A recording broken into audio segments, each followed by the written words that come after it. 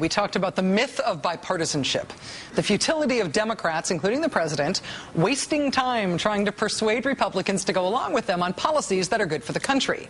It totally makes sense in the abstract. You know, if people can agree on what needs to be done to solve the country's problems, then those policies, even if they're big policies, should get votes from everyone who's in agreement. In the abstract, that's how it works. In Washington, that is not at all how it works. Ain't nobody got time for that. Ain't nobody got time for that.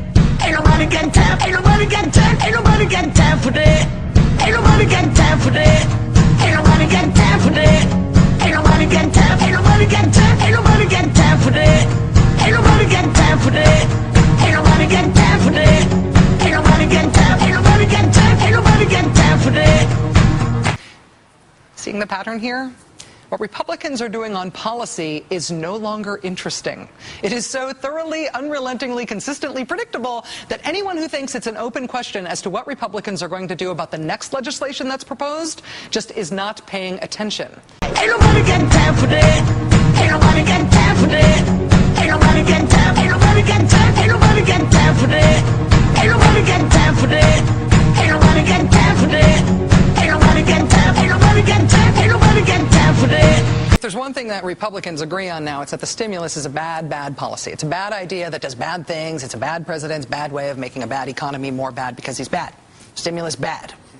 Also, stimulus good. What you're looking at here are pictures of the same Republicans who have trashed the stimulus as a bad thing in their home districts, taking credit for all the good things the stimulus has done.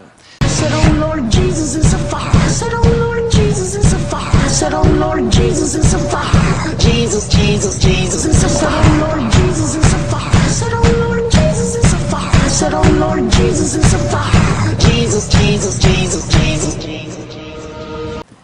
Republicans right now do not care about policy. By which I mean they will not vote for things that even they admit are good policies. On policy terms, they have been caught bragging on the stimulus as good policy.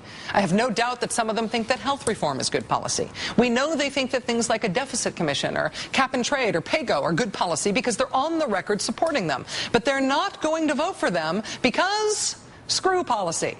Screw what even they believe is good for the country. Screw what even they believe is good for their own districts. They are not voting yes for even things that they agree with, for anything substantive. They are not going to vote yes for anything substantive that this president supports. Ain't nobody got time for that. Ain't nobody got time for that. Ain't nobody got time, ain't nobody got time, ain't nobody got time for that.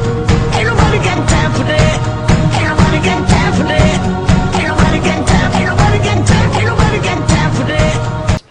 And they are unembarrassed about this fact. They are not embarrassed. Charging them with hypocrisy, appealing to their better, more practical, more what's best for the country, patriotic angels, is like trying to teach your dog to drive. Wastes a lot of time, it won't work, and ultimately the dog comes out of the exercise less embarrassed for failing than you do for trying. Grow up, Democrats. Face the music. Do it alone. You're the majority. Kill the filibuster if they won't let you use that majority. The country needs you to.